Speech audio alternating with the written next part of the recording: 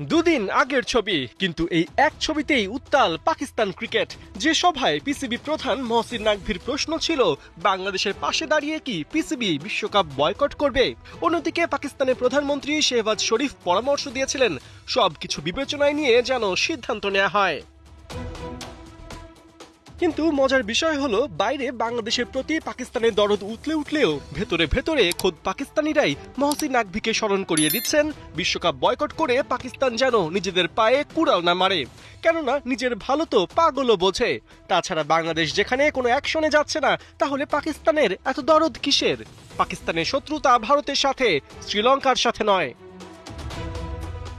পাকিস্তান বিশ্বকাপে অংশ নেবে কিনা এ বিষয়ে শুক্র অথবা সোমবার মহসিন নাকভি জানাবেন চূড়ান্ত সিদ্ধান্ত।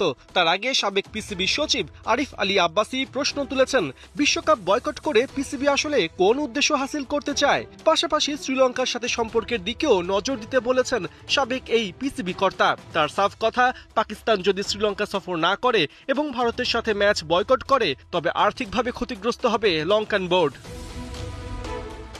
অন্যদিকে পিসিবির সাবেক চেয়ারম্যান খালিদ মাহমুদ মহসিন নাকভিকে স্মরণ করিয়ে দিয়েছেন, বাংলাদেশ এরই মধ্যে বিশ্ব ক্রিকেটে এক ঘরে হয়েছে। আইসিসি সভায় কেউই বিসিবিকে সমর্থন করেনি জানিয়ে পিসিবিকে সতর্ক করে বলেন, একই পরিণতি যেন তাদেরও না হয়।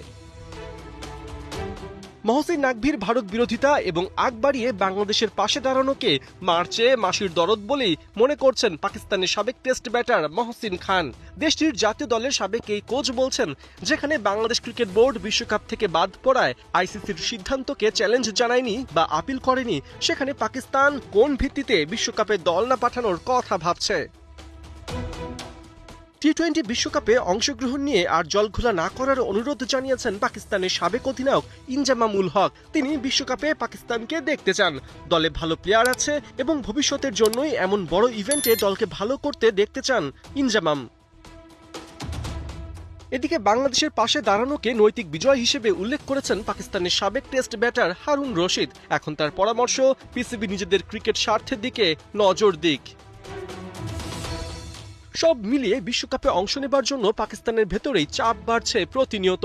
আর শেষমেশ সেটা সফল হলে বাংলাদেশ ক্রিকেট বোর্ডের জন্য হবে বিব্রতকর অবস্থা। প্রমাণ হয়ে যাবে, বাংলাদেশের হয়ে মুখে বড় কথা বললেও ভারতের নিয়ন্ত্রণাধীন আইসিসির বিপক্ষে কঠোর পদক্ষেপ নেবার সাহসটুকু পিসিবির নেই।